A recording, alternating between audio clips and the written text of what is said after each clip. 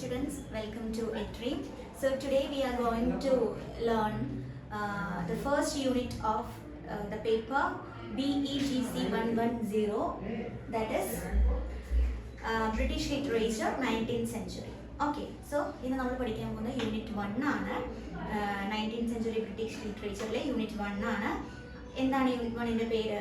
Introduction to Tale of two cities. Okay, Tale of to Cities എന്ന് പറയുന്ന novel, that's a historical novel. Okay, historical novel. ആരാണ് അത് എഴുതിയത്? നമ്മുടെ Charles Dickens. Okay, Charles Dickens എഴുതിയിട്ടുള്ള Tale of Two സിറ്റീസിന്റെ എന്താണ് ഒരു ഇൻട്രൊഡക്ഷൻ ആണ് ഫസ്റ്റ് യൂണിറ്റിൽ നിങ്ങൾക്ക് പഠിക്കാനുള്ളത്. So as you can see in the text book you have to study 4 block, right? So first blockil ningalku ullathu 4 units aanu. Adile unit 1 aanu introduction, a tale of two cities, a book allengil a novel endana, adinte historical background endana, adupole Charles Dickens adinte author aayittulla Charles Dickens inde historical concept allengil background, അദ്ദേഹത്തിന്റെ other works, then ഇതിൽ പറയുന്ന നമ്മുടെ ഈ നോവലിൽ കാണുന്ന ബുക്കിന്റെ നോവലിലെ main character, കുറേ ഒന്നും നമ്മൾ ക്യാരക്ടറിലേക്ക് ഇറങ്ങി ചെല്ലുന്നില്ല ഫസ്റ്റിൽ. എന്നിരുന്നാലും എല്ലാറ്റിൻ്റെയും ഒരു ഇൻട്രൊഡക്ഷനാണ് നമ്മൾ ഈ ഫസ്റ്റ് യൂണിറ്റിൽ പഠിക്കാൻ പോകുന്നത്. ഓക്കെ, സോ സെക്കൻഡ് യൂണിറ്റിൽ നിങ്ങൾക്ക് ഡീറ്റെയിൽഡ് ആയിട്ടുള്ള A tale of two cities എന്ന നോവലിൻ്റെ ഡീറ്റെയിൽഡ് ആയിട്ടുള്ള സമ്മറിയും അനാലിസിസും പഠിക്കാനുണ്ട്. പിന്നെ ഫ്രഞ്ച് റവല്യൂഷനെ ചുറ്റിപ്പറ്റി നടന്നിട്ടുള്ള അല്ലെങ്കിൽ അതിൻ്റെ ബാക്ക്ഗ്രൗണ്ടിൽ എഴുതിയിട്ടുള്ള ഒരു നോവലാണ് നമ്മുടെ A tale of two cities. അപ്പോൾ യൂണിറ്റ് 3യിൽ നിങ്ങൾക്ക് ഫ്രഞ്ച് റവല്യൂഷനും ഡിക്കൻസും തമ്മിലുള്ള റിലേഷൻ ആണ് പഠിക്കാനുള്ളത്. പിന്നെ യൂണിറ്റ് 4 എന്ന് പറയുന്നത് അതർ ആസ്പെക്ട്സ് ഓഫ് ദ നോവലാണ്. ഓക്കെ, സോ നമുക്ക് ഇന്ന് എന്ത് ചെയ്യാം, അല്ലെങ്കിൽ ഇന്നത്തെ ഈ സെഷൻ നമുക്ക് യൂണിറ്റ് 1 അല്ലേ, introduction a tale of two cities, so അതിലേക്ക് നോക്കാം. ഓക്കെ, സോ നിങ്ങളുടെ ടെക്സ്റ്റ് ബുക്കിൽ നിങ്ങൾക്ക് കൊടുത്തിട്ടുണ്ട് ഫസ്റ്റ് ഒരു ഇൻട്രൊഡക്ഷൻ സെഷൻ ആയിട്ട് കൊടുത്തിട്ടുണ്ട്. Okay, so this unit help us understand not only the story but also the historical background, the author's life and the themes. ഞാൻ നേരത്തെ പറഞ്ഞതുപോലെ തന്നെ നമുക്ക് എന്തൊക്കെ ഇവിടെ പഠിക്കാനുണ്ട്? ഹിസ്റ്റോറിക്കൽ ബാക്ക്ഗ്രൗണ്ട് ഉണ്ട്, അതുപോലെ ഓതറിൻ്റെ ഒരു ലൈഫും അദ്ദേഹത്തിൻ്റെ വർക്ക്സുകളും, ദെൻ ഈ യൂണിറ്റിൻ്റെ അല്ലെങ്കിൽ ഈ നോവലിൻ്റെ പ്രധാനപ്പെട്ട ഒരു എന്താ പറയുക തീംസ് അല്ലേ, പ്രധാനപ്പെട്ട തീംസ് ഏതൊക്കെയാണെന്നാണ് നമ്മൾ നോക്കാൻ പോകുന്നത്. ഓക്കെ, സോ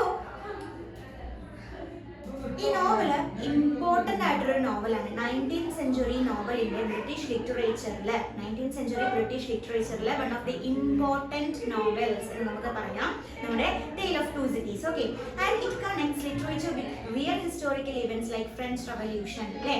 നമ്മുടെ ഫ്രഞ്ച് റവല്യൂഷൻ റിയൽ ആയിട്ടുള്ള ഹിസ്റ്റോറിക്കൽ ഇവൻ്റ് ആണ് ഫ്രഞ്ച് റവല്യൂഷൻ. സോ അതിനെ എന്താണ് ആ ഫ്രഞ്ച് റവല്യൂഷനിൽ നടന്നിട്ടുള്ള പല റിയൽ ഇവൻറ്റ്സിനെയും ഈ നോവൽ എന്ത് ചെയ്യുന്നുണ്ട്, ഷോക്കേസ് ചെയ്യുന്നുണ്ട്.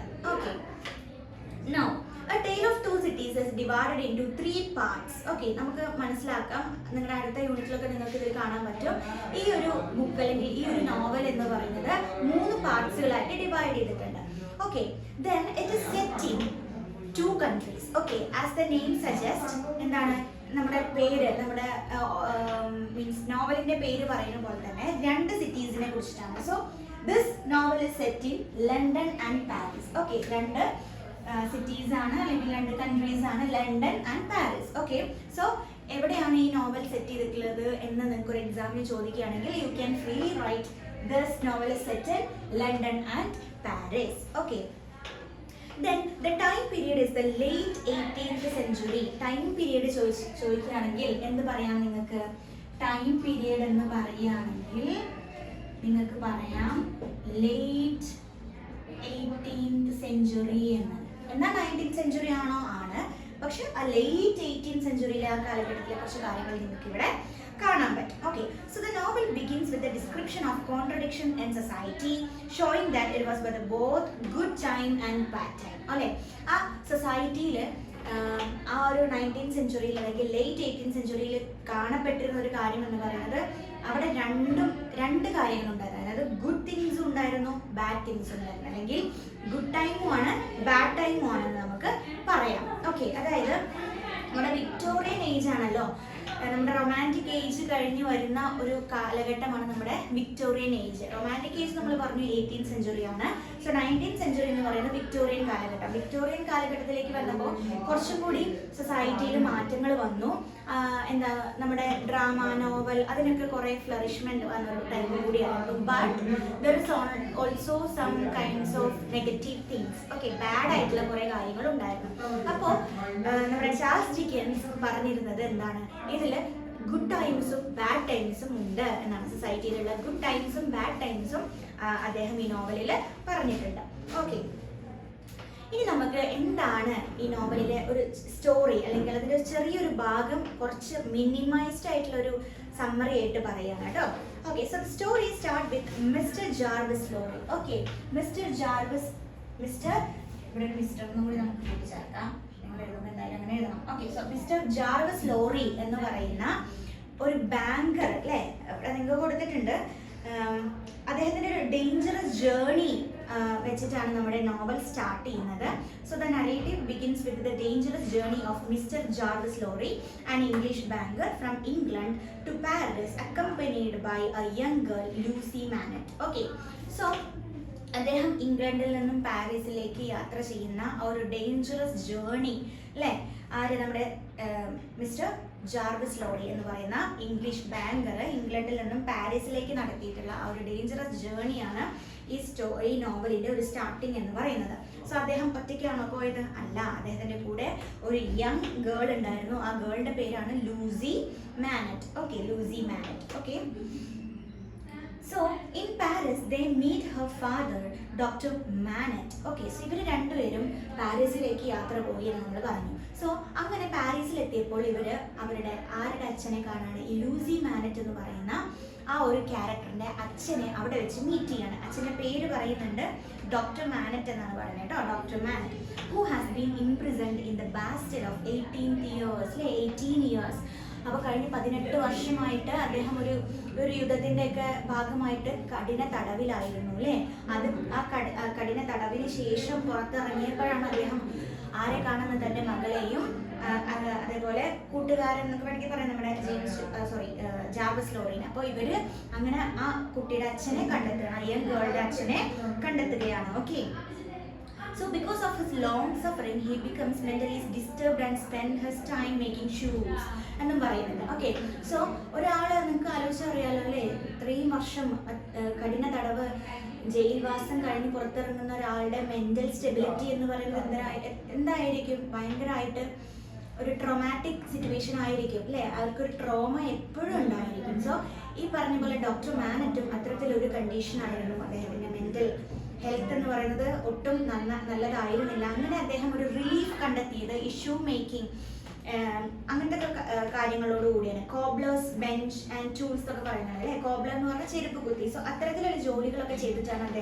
അദ്ദേഹത്തിന്റെ ലൈഫ് ഓവർകം ചെയ്ത് വന്നത് എന്നാണ് പറയുന്നത്. Okay, so later he slowly brought back to normal life and taken to England. അങ്ങനെ പതിയെ അദ്ദേഹം ആ ട്രോമയിൽ നിന്നൊക്കെ, അത് നമ്മുടെ ഈ അച്ഛൻ ലൂസിന്റെ അച്ഛൻ ആയിട്ടുള്ള ഡോക്ടർ മാനറ്റ് പതിയെ എന്ത് ചെയ്യാൻ തുടങ്ങി, നോർമൽ ലൈഫിലേക്ക് തിരിച്ചു വരാനും അങ്ങനെ ലാസ്റ്റ് ഇവരുടെ കൂടെ ഇംഗ്ലണ്ടിലേക്ക് ജാർവിസ് ലോറിയുടെയും ലൂസി മാനറ്റിൻ്റെയും കൂടെ തിരിച്ച് ഇംഗ്ലണ്ടിലേക്ക് പോകാൻ നിർബന്ധിക്കപ്പെടുകയും അങ്ങനെ ഒരു നോർമൽ ലൈഫിലേക്ക് അദ്ദേഹം തിരിച്ചു വരികയാണ് ചെയ്തത്.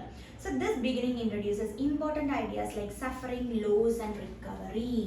സഫറിങ് ഇമ്പോർട്ടൻ്റ് ആയിട്ടുള്ള തീംസ് നിങ്ങൾക്ക് ഇതും കൂടി ഉൾപ്പെടുത്താം കേട്ടോ. Suffering, loss and recovery. Okay, recovery.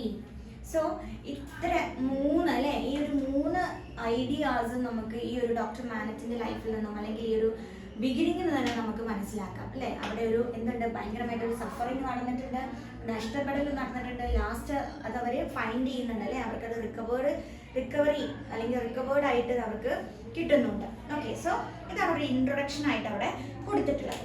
Okay, so നിങ്ങളുടെ ടെക്സ്റ്റ് ബുക്കിൽ കാണുന്ന ആ ഒരു ഇൻട്രൊഡക്ഷനും അത്രയ്ക്ക് തന്നെയുള്ളൂ.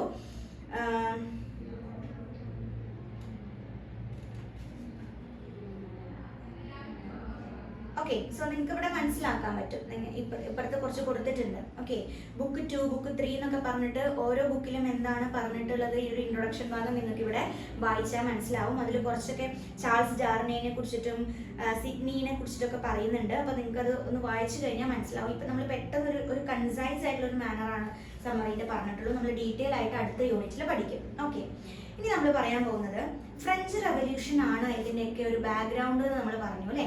നമ്മുടെ ഫ്രഞ്ച് റവല്യൂഷൻ അതിൻ്റെ ഡേറ്റ് നമ്മുടെ ഇയർ അറിയാലോ അല്ലേ. 1789 ആണ് നമ്മുടെ ഫ്രഞ്ച് റവല്യൂഷൻ നടന്ന ഒരു ടൈം പീരീഡ് എന്ന് പറയുന്നത്. സോ അതിൻ്റെ ഒരു ബാക്ക്ഗ്രൗണ്ട് എന്താണെന്ന് നമുക്ക് നോക്കാം. Okay, so to understand this novel we must understand the French revolution. Okay, so നമുക്ക് ഈ നോവൽ ഒരാൾ വായിക്കുകയാണെങ്കിൽ അതിൻ്റെ കോൺസെപ്റ്റ് പെട്ടെന്ന് തന്നെ കിട്ടണം എന്നുണ്ടെങ്കിൽ you are that much familiar with French revolution or the historical background of French revolution. Okay, അപ്പോൾ അതെന്താണ് നമുക്ക് മനസ്സിലാക്കണം. So, before the revolution, society in France was divided into two main groups, the rich aristocrats and the poor common people. അല്ലേ, അപ്പോൾ ഈ French revolution എന്ന് പറഞ്ഞാൽ തന്നെ അറിയാലോ, ഒരു നവോത്ഥാനം അല്ലേ, അല്ലെങ്കിൽ ഒരു പുതുമ, ഒരു റീഫോം ആണ്. സോ ഈ റീഫോർമേഷന് മുന്നേ അല്ലെങ്കിൽ റവല്യൂഷന് മുന്നേ എന്ന് പറയുന്ന ഒരു ഫ്രാൻസ് സൊസൈറ്റി എങ്ങനെയായിരുന്നു? ആ ഒരു സൊസൈറ്റിയിൽ 2 ടൈപ്പ് ഓഫ് പീപ്പിളിനെയാണ് നമുക്ക് കാണാൻ പറ്റുന്നത്. റിച്ച് അരിസ്റ്റോക്രാറ്റ്സ് അല്ലേ, മുന്നേ എന്ന് വെച്ചാൽ അത്രയും ഉയരെ നിൽക്കുന്ന റിച്ച് ക്ലാസ് അല്ലേ, അരിസ്റ്റോക്രാറ്റ്സ് പ്രഭുക്കന്മാരെന്നൊക്കെ പറയുന്നത്. സോ റിച്ച് അരിസ്റ്റോക്രാറ്റ്സ്, അതേപോലെ കാണാൻ കിട്ടുന്ന താഴെ നിലയിൽ കിടക്കുന്ന കോമൺ പീപ്പിൾ. അങ്ങനെ ഒരു ക്ലാസ് ഡിവിഷൻ അവിടെ നടന്നിട്ടുണ്ടായിരുന്നു. The aristocrats lived in luxury while the common people suffered from poverty, heavy taxes and injustice. അല്ലേ, അപ്പോൾ സ്വാഭാവികമായും ഒരു റിച്ചും പുവറും അവിടെ ഉണ്ടെങ്കിൽ എന്തൊക്കെയായിരിക്കും സൊസൈറ്റിയിൽ നടക്കുന്ന ഡിസ്ക്രിമിനേഷൻ നമുക്ക് ചിന്തിച്ചാൽ മനസ്സിലാക്കാവുന്നതേ ഉള്ളൂ അല്ലേ. അപ്പോൾ റിച്ച് ആയിട്ടുള്ള ആളുകൾ എപ്പോഴും ജീവിക്കുന്നത് ലൈഫ് എന്നുള്ളത് എന്തായിരുന്നു? ലക്ഷൂറിയസ് ആയിട്ടുള്ള ലൈഫായിരുന്നു. എന്നാൽ കോമൺ പീപ്പിൾ അല്ലെങ്കിൽ പുവർ പീപ്പിൾ അവർ പലതരത്തിലുള്ള ഡിസ്ക്രിമിനേഷൻ ആയിരുന്നു അനുഭവിച്ചിട്ടുണ്ടായിരുന്നത് അല്ലേ. In the name of poverty, heavy taxes and injustice അല്ലേ. അവരുടെ മുകളിൽ പലതരത്തിലുള്ള ടാക്സുകൾ ചുമത്തി, അങ്ങനെ ഹെവി ടാക്സസോടുള്ള സഫറിങ്സ്, പിന്നെ പോവർട്ടി അല്ലേ, അതേപോലെ നീതിയില്ലായ്മ, അനീതി, പല രീതിയിലുള്ള അനീതികൾ, ഇൻജസ്റ്റിസ്, ഇതൊക്കെയായിരുന്നു പുവർ പീപ്പിളിനെ സഹിക്കേണ്ടി വന്നത്. There was no equality and the legal system അല്ലെങ്കിൽ ദർ വാസ് നോ ഇക്വാലിറ്റി അല്ലേ, അവിടെ ഇക്വാലിറ്റി എന്ന് പറഞ്ഞ സാധനം ഉണ്ടായിരുന്നില്ല. Always every system always supported rich people അല്ലേ. എല്ലാ system, even the legal system has also supported the rich people അല്ലേ. റിച്ച് പീപ്പിളിനെയാണ് അവർ സപ്പോർട്ട് ചെയ്തത്, ലീഗൽ സിസ്റ്റം പോലും. Because of this people became angry and started revolting. അപ്പോൾ ഇതെല്ലാം നമുക്ക് സഹിക്കാനും ക്ഷമിക്കാനും ഒരു പരിധിയുണ്ട്. സോ ആഫ്റ്റർ ദ ലിമിറ്റ് ഒരാൾക്ക് പോലും അവിടെ നിൽക്കാൻ പറ്റില്ല. അപ്പോൾ അവരെന്ത് ചെയ്യാൻ തുടങ്ങി? റിവോൾട്ട് ചെയ്യാൻ തുടങ്ങി അല്ലേ. സൊസൈറ്റിയിലെ people they started to raise their voice and revolt അല്ലേ, ആൻഡ് ടു സ്റ്റാർട്ട് റിവോൾട്ടിങ്. അപ്പോൾ അവർക്ക് ദേഷ്യവും അങ്ങനെ ഒരു റിവോൾട്ടിലേക്ക് അവർ നടന്നു. This led to the French revolution. So ഇതായിരുന്നു ഒരു പ്രധാനപ്പെട്ട കാരണം എന്തിനാണ് നമ്മുടെ ഫ്രഞ്ച് റവല്യൂഷന്, which aimed to bring equality and justice. അപ്പോൾ എന്തായിരിക്കും ഫ്രഞ്ച് റവല്യൂഷൻ്റെ ഒരു എയിം എന്ന് പറയുന്നത്? ഇക്വാലിറ്റിയും ഫ്രെറ്റേണിറ്റിയും കൊണ്ടുവരിക എന്നുള്ളത് അല്ലേ. സമത്വവും സാഹോദര്യവും സ്വാതന്ത്ര്യവും ജസ്റ്റിസ്, നീതിയും അല്ലേ. So however the revolution soon became violent. അങ്ങനെ അവരെന്തായി? റവല്യൂഷൻ എന്ന് പറയുമ്പോൾ എന്തായാലും അവിടെ ഒരു ഫൈറ്റ് ഉണ്ടാവുമല്ലോ, fight between 2 type of people അല്ലേ. അപ്പോൾ അവിടെ ഒരു ഫൈറ്റ് ഉണ്ടായി. ആ ഫൈറ്റ് അങ്ങനെ എന്തായി? അവസാനം അതൊരു വയലന്റ് മാനറിലേക്ക് പോയി. അങ്ങനെ instead of justice it led to revenge അല്ലേ. ഒരു ജസ്റ്റിസ് കിട്ടിയിട്ടുണ്ടായിരിക്കാം, എന്നാലും അതിൽ കൂടുതൽ എന്താണ് അവിടെ ഉണ്ടായത്? റിവെഞ്ച്, പ്രതികാരം അല്ലേ. കില്ലിങ്സ് ആൻഡ് ഡിസ്ട്രക്ഷൻ അല്ലേ, പല രീതിയിലുള്ള നാശനഷ്ടങ്ങളും അതുപോലെ കില്ലിങ്സ്, കുറേ ആൾക്കാർക്ക് അവരുടെ ജീവിതം നഷ്ടപ്പെട്ടു, കുറേ കൊലപാതകങ്ങൾ എല്ലാം ഉണ്ടായി എന്നാണ് പറയുന്നത്. സോ ഇതാണ് എന്തെന്ന് പറയുന്നത്? Bad things and good things എന്ന് പറയുന്നത്. ഓക്കെ, അങ്ങനെ എന്താ പറയുന്നത്? In this novel Dickens shows both side of the revolution അല്ലേ. അപ്പോൾ ഈ ഒരു നോവലിൽ ഡിക്കൻസ് എന്ത് ചെയ്യുന്നുണ്ട്? 2 തരത്തിലുള്ള അല്ലെങ്കിൽ ഈ റവല്യൂഷൻ്റെ, ഫ്രഞ്ച് റവല്യൂഷൻ്റെ 2 തലവും എടുത്തു കാണിക്കുന്നുണ്ട് അല്ലേ. The bad time and the good time, and he shows that the oppression can lead to rebellion അല്ലേ. അതായത് അദ്ദേഹം കാണിക്കുന്നത് എന്താണ്? ഒപ്രഷൻ, ഒരാളെ ചവിട്ടി താഴ്ത്തുന്നത് എന്നുള്ളത് എന്തിലേക്കാണ് ലീഡ് ചെയ്യുക? ഡിസ്ട്രക്ഷൻ അല്ലെങ്കിൽ റിബല്ലിയൻ അല്ലേ. The oppression will lead to rebellion, അവിടെ ഒരു കലഹത്തിലേക്കാണ് അത് നയിക്കുക. But he also wants that violence can destroy society അല്ലേ. അപ്പോൾ അത് മാത്രമല്ല, അദ്ദേഹം ഒരു മുന്നറിയിപ്പ് കൂടി തരുന്നുണ്ട്, അല്ലെങ്കിൽ ഒരു ആൾക്കാരെ വാൺ ചെയ്യുന്നുണ്ട്. എന്താണ്? വയലൻസ് എന്ന് പറയുന്നത് ക്യാൻ ഡിസ്ട്രോയ് സൊസൈറ്റിനെ ഡിസ്ട്രോയ് ചെയ്യാൻ പറ്റുന്ന ഒരു ടൂളാണ്, അല്ലെങ്കിൽ ഒരു എന്താണ്, ഒരു ആയുധമാണ് നമ്മുടേതല്ല വയലൻസ് അല്ലേ. Violence can destroy the society. അപ്പോൾ വയലൻസ് ഇല്ലാതാക്കണം എന്നുള്ള ഒരു മെസ്സേജ് കൂടി ഡിക്കൻസ് തരുന്നുണ്ട്. So the revolution represents both hope and danger. അപ്പോൾ നമുക്ക് പറയാം, എന്ത് പറയാം, നമ്മുടെ French revolution represent both hope and danger. ഒരു പ്രതീക്ഷയും അല്ലെ, ഇക്വാലിറ്റി കിട്ടും എന്നുള്ളൊരു പ്രതീക്ഷയും, എന്നാൽ എന്താണ്, ഒരു ഡേഞ്ചർ സൈഡും അല്ലെ, ഒരു അപകടാവസ്ഥയും അവിടെ ഫ്രഞ്ച് റെവല്യൂഷൻ റെപ്രസെന്റ് ചെയ്യുന്നുണ്ട് എന്നാണ് പറയുന്നത്. So that is all about the background of French revolution. Okay, French revolution ഒരു ബാക്ക്ഗ്രൗണ്ട് ആണ് അത്. ഓക്കെ, മനസ്സിലായെന്ന് വിചാരിക്കുന്നു. Now we are going to take a look on the life and works of Charles Dickens. Okay, Charles ഡിക്കൻസിന്റെ ഒരു ലൈഫും അദ്ദേഹത്തിന്റെ വർക്ക്സുകളാണ് ഇന്ന് നമ്മൾ പഠിക്കാൻ പോകുന്നത്. സോ ചാൾസ് ഡിക്കൻസ് ജനിക്കുന്നത് എപ്പോഴാണ്? 1812 അല്ലേ. 1812 അദ്ദേഹം ജനിക്കുന്നത് അറ്റ് പോർട്സിയ, ഇംഗ്ലണ്ടിലാണ് അദ്ദേഹം ജനിക്കുന്നത്.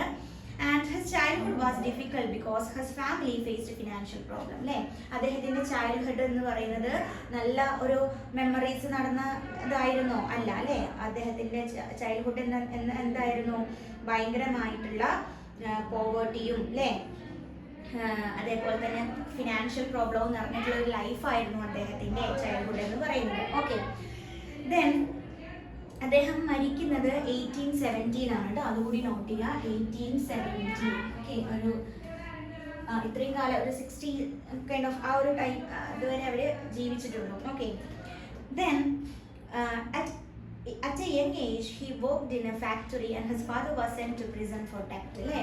അപ്പോൾ ചെറിയ പ്രായത്തിൽ തന്നെ അദ്ദേഹം അവിടെ ഫിനാൻഷ്യൽ പ്രോബ്ലം എന്ന് പറഞ്ഞു അല്ലേ, ഫാമിലിയിൽ ഫിനാൻഷ്യൽ ഇഷ്യൂസ് ആണ്. they didn't have much kind of money, so he spent his life അല്ലെങ്കിൽ he worked in a factory work ചെയ്യാൻ പോയി.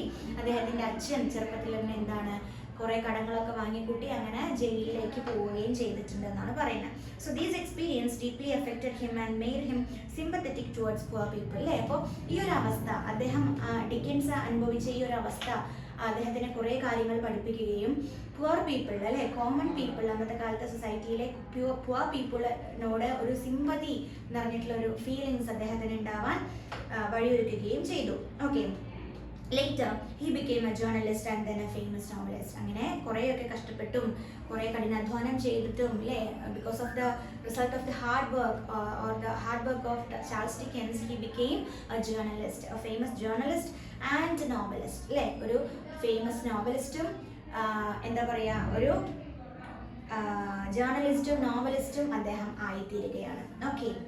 ഓക്കെ, നൗ നമുക്ക് ചാൾസ് ഡിക്കൻസിൻ്റെ പ്രധാനപ്പെട്ട നോവൽസുകൾ ഏതൊക്കെയാണെന്ന് നോക്കാം. ഓക്കെ, സോ നിങ്ങൾക്ക് ടെക്സ്റ്റിൽ സെക്കൻഡ് പാരഗ്രാഫിൽ നിങ്ങൾക്ക് അദ്ദേഹത്തിൻ്റെ ഫേമസ് വർക്ക്സുകൾ കാണാം. ഏതൊക്കെയാണ് മെയിൻ ആയിട്ടുള്ള വർക്കുകൾ നിങ്ങൾ ഓർത്ത് വെക്കേണ്ടത്? ഒന്ന് ഒലിവർ ട്വിസ്റ്റ് കേട്ടോ, ഒലിവർ ട്വിസ്റ്റ്. രണ്ടാമത്തത് David Copperfield. Okay, David Copperfield. പിന്നെ മൂന്നാമത്തെ പറയുന്നത് ഗ്രേറ്റ് എക്സ്പെക്റ്റേഷൻസ്. ഈ 3 നോവൽ നിങ്ങൾ മറക്കാതെ ഓർത്ത് വയ്ക്കണം. ഒന്ന് ഒലിവർ ട്വിസ്റ്റ്, 2 ഗ്രേറ്റ് എക്സ്പെക്റ്റേഷൻ, പിന്നെ ഒന്നുള്ളത് ഡേവിഡ് കോപ്പർഫീൽഡ്. ഓക്കെ, സോ അതല്ലാതെ വേറെ കുറേ വർക്ക്സുകൾ നിങ്ങൾക്ക് നിങ്ങളുടെ ടെക്സ്റ്റ് ബുക്കിൽ കാണാം. അതൊക്കെ ഒന്ന് ജസ്റ്റ് വായിച്ച് പോവാം കേട്ടോ. ഓക്കെ, സോ ഇനി പറയാൻ പോകുന്നത് ഇദ്ദേഹത്തിൻ്റെ നോവൽസ് എന്ന് പറയുന്നത് എല്ലാം തികച്ചും റിയലിസ്റ്റിക് ആണ്. ഓക്കെ, റിയലിസ്റ്റിക് ആൻഡ് ഇമോഷണൽ അല്ലേ, ഹാർട്ട് ടച്ചിങ് ആയിട്ടുള്ള നോവൽസാണ് ഇദ്ദേഹം എഴുതുന്നത്. So his novels are realistic and emotional എന്ന് നമുക്ക് പറയാം. Okay, then they focus on social issues like poverty and injustice അല്ലേ. എന്തായിരിക്കും അദ്ദേഹത്തിൻ്റെ നോവൽസുകൾ അല്ലെങ്കിൽ റെപ്രസെൻറ്റ് ചെയ്യുന്നത്? സൊസൈറ്റിയിൽ നടക്കുന്ന പോവർട്ടി, ഇൻജസ്റ്റിസ് ആയിട്ടുള്ള സോഷ്യൽ ഇഷ്യൂസിനെയാണ് കൂടുതലായിട്ടും അദ്ദേഹം റെപ്രസെൻറ്റ് ചെയ്യുന്നത്. ഓക്കെ, അല്ലെങ്കിൽ ഫോക്കസ് ചെയ്യുന്നത് എന്ന് നമുക്ക് പറയാം. ഇനി ഡിക്കൻസ് എന്ന് പറയുന്ന വ്യക്തി എത്രമാത്രം ഒരു സോഷ്യൽ ക്രിട്ടിക് എന്നാണ് നമ്മൾ അടുത്ത് നോക്കാൻ പോകുന്നത്. അദ്ദേഹത്തെ നമുക്കൊരു സോഷ്യൽ ക്രിട്ടിക് എന്ന് പറയാം. എന്താണ് സോഷ്യൽ ക്രിട്ടിക് എന്ന് പറഞ്ഞാൽ? എന്താണ് ക്രിട്ടിക് എന്ന് പറഞ്ഞാൽ? വിമർശകൻ അല്ലേ. സോഷ്യൽ ക്രിട്ടിക് എന്ന് പറഞ്ഞാൽ സൊസൈറ്റിയിലെ ഇഷ്യൂസിനെ അല്ലെങ്കിൽ സൊസൈറ്റിയിൽ നടക്കുന്ന കാര്യങ്ങളെ വിമർശിക്കുന്ന അല്ലേ, ക്രിട്ടിസൈസ് ചെയ്യുന്ന ആളെയാണ് നമ്മൾ സോഷ്യൽ ക്രിട്ടിക് എന്ന് പറയുന്നത്. അപ്പോൾ Dickens as a social critic എന്നുള്ളൊരു പോർഷൻ നമുക്ക് നോക്കാം. അത് നിങ്ങളുടെ ഈ ഒരു ഭാഗത്തിൽ തന്നെ ഉണ്ട് കേട്ടോ, ലൈഫ് ആൻഡ് വർക്സിൽ തന്നെ നിങ്ങൾക്ക് അവിടെ എവിടെയെങ്കിലുമൊക്കെ കാണാൻ പറ്റും. ഓക്കെ, സോഷ്യൽ ക്രിറ്റിസിസം അല്ലേ, അതായത് 1, 2, 3, 4 ഫോർത്ത് പാരഗ്രാഫിലൊക്കെ നിങ്ങൾക്ക് കാണാൻ പറ്റും. ഓക്കെ, സോ അതിൻ്റെ ഒരു സമ്മറിയാണ് ഞാൻ പറയാൻ പോകുന്നത്. So Dickens is called as social critic because he exposed the problems in society അല്ലേ. അദ്ദേഹം സൊസൈറ്റിയിൽ നടക്കുന്ന പ്രോബ്ലംസിനെ എക്സ്പോസ് ചെയ്ത് കാണിച്ചിട്ടുണ്ട്. He wrote about poverty, inequality and suffering അല്ലേ. സൊസൈറ്റിയിലെ ഇഷ്യൂസ് അല്ലെങ്കിൽ ഡെവിൾസ് എന്ന് പറയുന്ന ഇത്തരത്തിലുള്ള പോവർട്ടി, ഇനീക്വാളിറ്റി, സഫറിങ്സ്, ഇതിനൊക്കെ അദ്ദേഹം എന്ത് ചെയ്തിട്ടുണ്ട്, ഇതിനെക്കുറിച്ച് അദ്ദേഹം എഴുതിയിട്ടുണ്ട്, ആൾക്കാരെ ബോധവൽക്കരിക്കാൻ ശ്രമിച്ചിട്ടുണ്ട്. He also criticized institutions like the legal system, education system and government, showing how they often failed to help people. അല്ലേ, നമ്മൾ നേരത്തെ പറഞ്ഞു ആ ഫ്രഞ്ച് റെവല്യൂഷൻ വരുന്ന ആ ഒരു ടൈമിലത്തെ ഈ ഇൻസ്റ്റിറ്റ്യൂഷൻസ് ആയ ലീഗൽ സിസ്റ്റം, എഡ്യൂക്കേഷണൽ സിസ്റ്റം എല്ലാം സപ്പോർട്ട് ചെയ്തിരുന്നത് ആരെയായിരുന്നു? റിച്ച് പീപ്പിളിനെ ആയിരുന്നു. അപ്പോൾ ഈ കോമൺ പീപ്പിളിനെ എന്താണ് ട്രീറ്റ് ചെയ്യാനുള്ള ഒരു കഴിവ് ഇത്തരത്തിലുള്ള ഇൻസ്റ്റിറ്റ്യൂഷൻസിന് ഉണ്ടായിരുന്നില്ല. അപ്പോൾ ഈ ഗവൺമെൻറ് സിസ്റ്റം അല്ലെങ്കിൽ ഗവൺമെൻറ്റും അന്നത്തെ ലീഗൽ സിസ്റ്റവും എഡ്യൂക്കേഷണൽ സിസ്റ്റവും ഒക്കെ സാധാരണ ആളുകളെ എത്രത്തോളം ഹെൽപ്പ് ചെയ്യുന്നതിൽ തോൽവി അല്ലെങ്കിൽ തോൽക്കപ്പെട്ടിട്ടുണ്ട്, ഫെയിലായിട്ടുണ്ട് എന്നാണ് അദ്ദേഹം പറയുന്നത്. ഓക്കെ, അപ്പോൾ അതിനെ അദ്ദേഹം ക്രിട്ടിസൈസ് ചെയ്തിട്ടുണ്ടെന്നാണ് പറയുന്നത്. And at the same time he believed in moral values such as kindness, compassion and responsibility. Okay, so moral value നമുക്ക് കുറച്ച് നമ്മുടെ മനസ്സിലുള്ള അല്ലെങ്കിൽ ഒരു മനുഷ്യനായാൽ കുറച്ച് ധാർമ്മിക മൂല്യങ്ങൾ വേണം അല്ലേ. അതാണ് ഈ മോറൽ വാല്യൂസ് എന്ന് പറയുന്നത്. എന്തൊക്കെയാണ്? കൈൻഡ്നെസ്, നമ്മളെപ്പോഴും ദയ നമുക്ക് വേണം അല്ലേ, വേറൊരാളോട് ഒരു ദയ തോന്നണം, കൈൻഡ്നെസ് നമുക്ക് ഉണ്ടാവണം, കമ്പാഷൻ ഉണ്ടായിരിക്കണം, റെസ്പോൺസിബിലിറ്റി, നമ്മൾക്ക് കൂടുതൽ ഉത്തരവാദിത്ത ബോധമുള്ള ആളുകളായിട്ട് വളരണം എല്ലാ മനുഷ്യരും അല്ലേ. സോ ഇത്തരത്തിലുള്ള മോറൽ വാല്യൂസിനെ അദ്ദേഹം സപ്പോർട്ട് ചെയ്തായിരുന്നു, ബിലീവ് ചെയ്തായിരുന്നു എന്നാണ് പറയുന്നത്. And his aim was not just to criticise society but also to improve it. വെറുതെ വന്ന് എന്തെങ്കിലുമൊക്കെ പറഞ്ഞ് സൊസൈറ്റീനെ ക്രിട്ടിസൈസ് ചെയ്യുക മാത്രമല്ല അദ്ദേഹത്തിൻ്റെ എയിം എന്ന് പറയുന്നത്, നേരെ മറിച്ച് സൊസൈറ്റിയിലുള്ള ഇത്തരം കാര്യങ്ങളെ അപ്പാടെ നീക്കി ഒന്ന് ഈ സൊസൈറ്റിനെ ഇംപ്രൂവ് ചെയ്യണം എന്നുള്ളൊരു എയിം കൂടി നമ്മുടെ ചാൾസ് ഡിക്കൻസിന് ഉണ്ടായിരുന്നു എന്നാണ് പറയുന്നത്. ഓക്കെ, സോ അത്തരം കാര്യങ്ങളാണ് ലൈഫ് ആൻഡ് വർക്സിൽ വരുന്നത്. ഇനി നിങ്ങളതൊക്കെ ഒന്ന് വായിക്കുക. ഇനി പല വർക്സുകളിലും അദ്ദേഹം ഇത്തരത്തിലുള്ള ക്രിറ്റിസിസം എങ്ങനെയാണ് കൊണ്ടുവന്നിട്ടുള്ളത് എന്നാണ് അവിടുത്തെ ഓരോ പാരഗ്രാഫിലും പറയുന്നത് കേട്ടോ. ഓക്കെ, ഇനി അതിൻ്റെ തീംസ് എന്തൊക്കെയാണ് എന്നാണ് നമ്മൾ പറയാൻ പോകുന്നത് കേട്ടോ. ചാൾസ് ഡിക്കൻസിൻ്റെ ടെയിൽ ഓഫ് ടു സിറ്റീസ് കാണാൻ പറ്റുന്ന മെയിനായിട്ടുള്ള തീംസുകൾ ഏതൊക്കെയാണ് എന്നാണ് പറയാൻ പോകുന്നത്. Okay, so one of the most important theme is resurrection. Okay, one of the most famous അല്ലെങ്കിൽ one of the important themes of the novel A Tale of Two Cities is resurrection. Okay, resurrection എന്ന് പറഞ്ഞാൽ എന്താണ്? Coming back to life അല്ലേ, ജീവിതത്തിലേക്ക് തിരിച്ചു വരിക എന്നുള്ള ആ ഒരു മീനിങ് തരുന്ന ഒരു ഐഡിയയാണ് അല്ലെങ്കിൽ ആ വേർഡാണ് എന്ത്? റിസറക്ഷൻ എന്ന് പറയുന്നത്. സോ നമുക്ക് ഈ നോവൽ വായിക്കുമ്പോൾ നമുക്ക് മനസ്സിലാവും കുറേ ക്യാരക്ടേഴ്സ് അവരുടെ ജീവിതത്തിൽ നിന്നും തിരിച്ചു വന്നിട്ട്, എന്ന് വെച്ചാൽ അത്രയും ഡൗൺ ആയിട്ട് പോയൊരു സിറ്റുവേഷനിൽ നിന്നും ലൈഫിലേക്ക് തിരിച്ചു വന്നിട്ടുണ്ട്. ഈവൻ നമ്മുടെ ഡോക്ടർ ആരായിരുന്നു, മാനറ്റ് അല്ലേ, ലൂസിയുടെ ഫാദറിൻ്റെ ആ ഒരു ജീവിതം എടുത്ത് നമുക്ക് മനസ്സിലാവും. നമ്മൾ പറഞ്ഞു അദ്ദേഹം അത്രയും ഡിപ്രഷനിലേക്കും ട്രോമറ്റൈസ്ഡ് ആയിട്ടുള്ള സിറ്റുവേഷനിലേക്കും പോയി നോർമൽ ലൈഫിലേക്ക് തിരിച്ചു വന്നു. അതെങ്ങനെയാണ്, എന്തൊക്കെയാണ് നമ്മൾ ഡീറ്റെയിൽ ആയിട്ട് നെക്സ്റ്റ് യൂണിറ്റിൽ പഠിക്കും. സോ ഈ ഒരു theme coming back to life എന്നുള്ള തീമായിട്ടുള്ള റിസറക്ഷൻ ഒരു മെയിൻ തീമാണ്. അതുപോലെയുള്ള വേറൊരു കാര്യമാണ് എന്ത്? ഓക്കെ, വേറൊരു ക്യാരക്ടർ പറയുന്നത് സിഡ്നി കാർട്ടൺ. അത് നമ്മൾ പഠിക്കും, ആ ഒരു ക്യാരക്ടറിനെ കുറിച്ചും പഠിക്കും. അദ്ദേഹവും ഇത്തരത്തിലുള്ള റീബർത്ത് എക്സ്പീരിയൻസ് ചെയ്തിട്ടുണ്ട്. അപ്പോൾ അയാളും അല്ലെങ്കിൽ ആ ഒരു ക്യാരക്ടറും ഈ റിസറക്ഷൻ എന്ന തീമിന് എക്സാമ്പിളാണ് കേട്ടോ.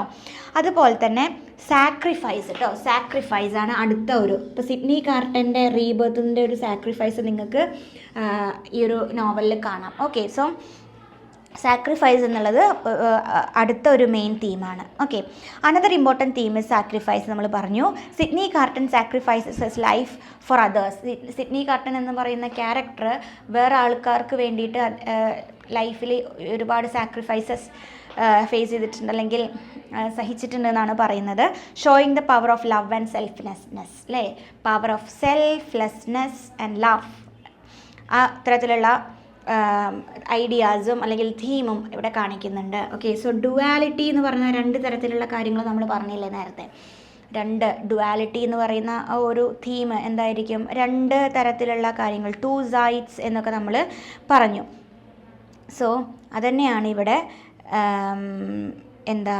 അടുത്തൊരു തീമായിട്ട് പറയുന്നത്. Okay, so duality in tale of two സൈഡ്സിലെ ഡുവാലിറ്റി എന്താണെന്ന് വെച്ച് കഴിഞ്ഞാൽ ആ ഒരു നോവലിൻ്റെ സ്ട്രക്ചർ ഞാൻ പറയുന്നത്, അതായത് ഒരു കോൺട്രാസ്റ്റ് അല്ലേ, exploring contrast between London, Paris, good and devil and despair and hope അല്ലേ, രണ്ട് തരത്തിലുള്ള തീംസുകളെ അല്ലേ, അതായത് ഡുവാലിറ്റി എന്ന് പറഞ്ഞാൽ പേരിൽ തന്നെ സെറ്റ് ചെയ്തിരിക്കുന്ന രണ്ട് സിറ്റീസിലാന്ന് പറഞ്ഞു, ലണ്ടൻ, പാരീസ്. അപ്പോൾ അവിടെ ഒരു ഡുവാലിറ്റി കാണുന്നുണ്ട്. അതുപോലെ ബാഡ് ആൻഡ് ഗുഡിനെ കമ്പയർ ചെയ്യുന്നുണ്ട്, കോൺട്രാസ്റ്റ് ചെയ്യുന്നുണ്ട് പറഞ്ഞു. അപ്പോൾ അവിടെ ഒരു ഡുവാലിറ്റി നമുക്ക് കാണാം.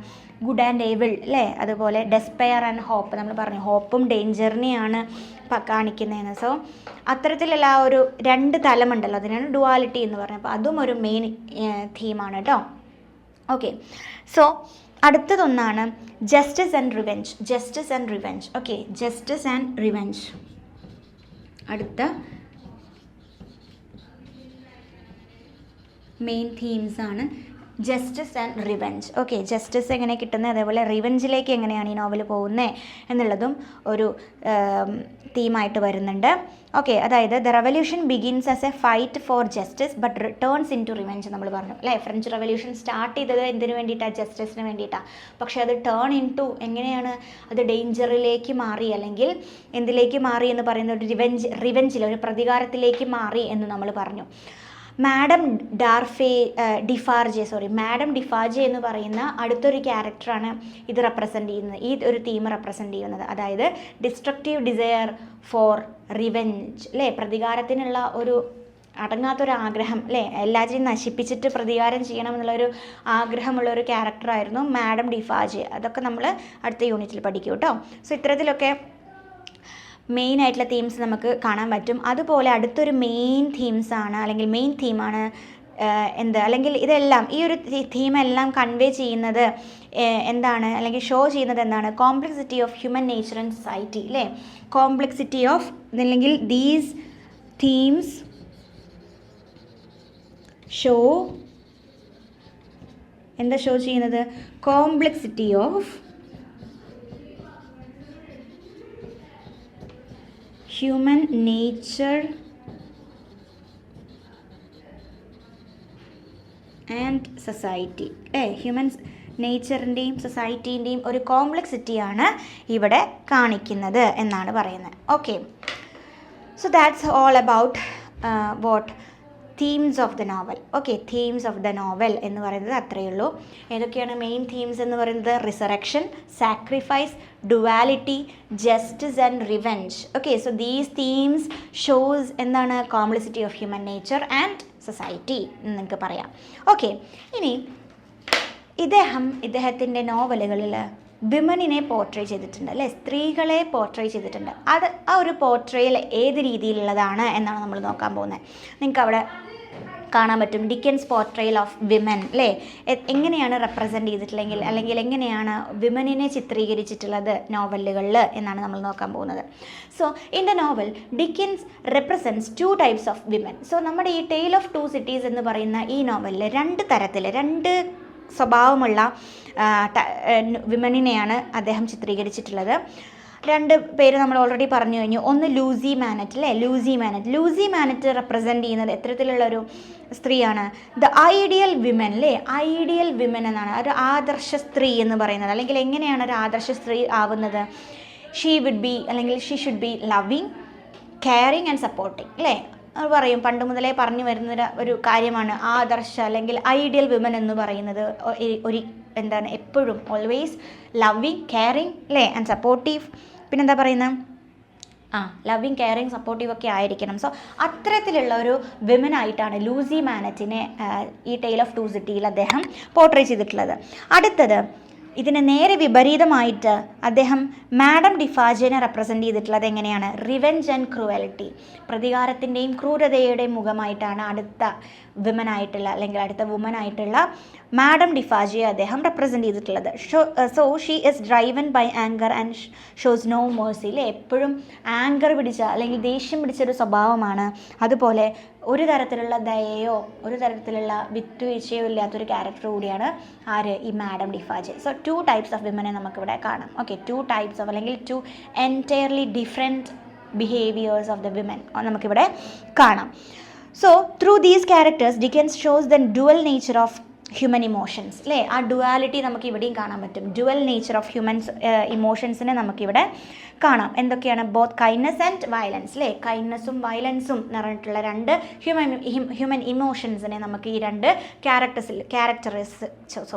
ക്യാരക്ടേഴ്സിലൂടെ നമുക്ക് കാണാൻ പറ്റും. Okay, so that's all about portrayal of women എന്ന് പറയുന്നത്. ഓക്കെ, അപ്പോൾ ഇതൊക്കെയാണ് ഈ ഒരു ഭാഗത്ത് വരുന്നത്, ഡിക്കൻസ് പോർട്രയൽ ഓഫ് വിമൻ എന്നുള്ള ഭാഗത്ത്. അപ്പോൾ അദ്ദേഹത്തിൻ്റെ പല വർക്ക്സുകളും ഇവിടെ പറയുന്നുണ്ട്. ആ വർക്ക്സുകളിലെ വിമനെ കുറിച്ചിട്ടും ഇതിൽ പറയുന്നുണ്ട് കേട്ടോ. അപ്പോൾ നിങ്ങളതൊന്ന് വായിക്കുക. ഓരോ നോവലിലും എങ്ങനെയാണ് സ്ത്രീ കഥാപാത്രത്തെ അദ്ദേഹം ചിത്രീകരിച്ചിട്ടുള്ളത് നിങ്ങൾ ഇതിൽ നോക്കിയിട്ട് വായിച്ചിട്ട് മനസ്സിലാക്കുക. Okay, now theme of burial and resurrection, Dickens revolution എന്നൊക്കെ പറഞ്ഞിട്ട് അവിടെ കൊടുത്തിട്ടുണ്ട്. അതേപോലെ ലേറ്റർ നോവൽസ് ഒക്കെ അവിടെ കൊടുത്തിട്ടുണ്ട്. അതൊക്കെ നിങ്ങളൊന്ന് വായിക്കുക. ഓക്കെ, ബറിയൽ ആൻഡ് റിസറക്ഷൻ എന്തായിരിക്കും?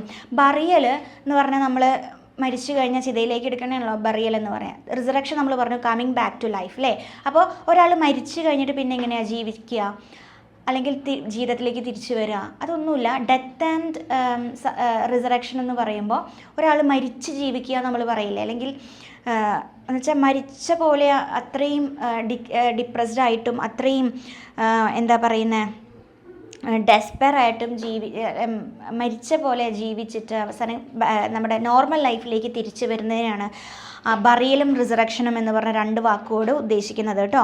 അപ്പോൾ ഈ ഒരു നോവലിൽ, അതായത് ടെയിൽ ഓഫ് 2 സിറ്റീസിലും അദ്ദേഹം അത് പറയുന്നുണ്ട്. അതായത് തീംസ്, ഏതൊക്കെ തീംസാണ് developed in some of the later novels that follow it എന്ന് പറയുന്നത്. ടെയിൽ ഓഫ് 2 സിറ്റീസിൽ one of the major centers interest is a story of doctor Manette, a man deeply traumatized by 18 years in prison, a form of burial alive. അല്ലേ, ജീവിച്ചുകൊണ്ടിരിക്കുമ്പോൾ തന്നെ ഒരു burial situation അനുഭവിക്കുക എന്ന് പറയാം. 18 വർഷം അദ്ദേഹം മരിച്ചിട്ടാണ് ജീവിച്ചിരുന്നത്. എന്നിട്ട് ലാസ്റ്റ് അദ്ദേഹം നോർമൽ ലൈഫിലേക്ക് തിരിച്ചു വരുന്നുണ്ട്. സോ അതാണ് എന്ത് ഈ ബറിയൽ ആൻഡ് റിസറക്ഷൻ എന്ന് പറയുന്നത്. അപ്പോൾ അതൊക്കെ തന്നെയാണ് ഇതിൽ വീണ്ടും പറയുന്നത് കേട്ടോ. ഓക്കെ, ഇനി സിഡ്നി കാർട്ടൻ്റെയും ചാൾസ് ഡാർണിയുടെയൊക്കെ കാര്യങ്ങളും ഇവിടെ പറയുന്നുണ്ട്. Anticipated and developed in other Dickens novel though not in terms of actual physical resemblance എന്നൊക്കെ പറയുന്നുണ്ട്. ഒരേപോലെ അല്ലെങ്കിലും ഇത്തരം ക്യാരക്ടേഴ്സിനെ പല നോവലുകളിലും അദ്ദേഹം വീണ്ടും പോർട്രേ ചെയ്തിട്ടുണ്ട് എന്നും പറയുന്നുണ്ട്. ഓക്കെ, സോ ഇത്രയാണ് നമ്മുടെ എന്ത് പറയുന്നത് introduction to a tale of 2 city അല്ലെങ്കിൽ the unit 1 of 19th century British literature എന്ന് നമുക്ക് പറയാം. Okay, block 1 introduction a tale of 2 സിറ്റീസിനുള്ള ഇൻട്രൊഡക്ഷനാണ് നമ്മൾ ഇപ്പോൾ ഈ സെഷനിൽ നമ്മൾ ഡിസ്കസ് ചെയ്തത്. Okay, so let's conclude. എന്താ പറയുക, so this novel is not just a story but a reflection of society and history. അല്ലേ, സൊസൈറ്റിയുടെയും ഹിസ്റ്ററിയുടെ ഒരു റിഫ്ലക്ഷനാണ് ഈ ടെയിൽ ഓഫ് 2 സിറ്റീസ് എന്ന് പറയുന്നത്. Dickens shows the problem of society, the effects of revolution and the importance of human values like love and sacrifice. അല്ലേ, അതായത് സൊസൈറ്റിയിലെ കാര്യങ്ങൾ, ഇഷ്യൂസിനെ അദ്ദേഹം എന്ത് ചെയ്യുന്നുണ്ട്, ഷോ ചെയ്യുന്നുണ്ട്, പ്രോബ്ലംസിനെ ഷോ ചെയ്യുന്നുണ്ട്. പിന്നെ റവല്യൂഷൻ്റെ എഫക്ട്സ്, ഫ്രഞ്ച് റവല്യൂഷൻ്റെ എഫക്ട്സ് കാണിക്കുന്നുണ്ട്. അതുപോലെ തന്നെ ഹ്യൂമൻ വാല്യൂസ് ആയിട്ടുള്ള ലവ്, അതുപോലെ സാക്രിഫൈസ്. അല്ലേ, ഇതൊക്കെ ഹ്യൂമൻ വാല്യൂസാണ്. ഇതൊക്കെ എത്രത്തോളം ഇമ്പോർട്ടൻ്റ് ആണ് എന്നാണ് അദ്ദേഹത്തിൻ്റെ ഈ ഒരു novel A tale of 2 cities എന്ന ഒരു ഹിസ്റ്റോറിക്കൽ നോവലിലൂടെ കാണിക്കുന്നത്. സോ ഇതാണ് എന്ത് introduction of A tale of 2 cities. Okay, thank you.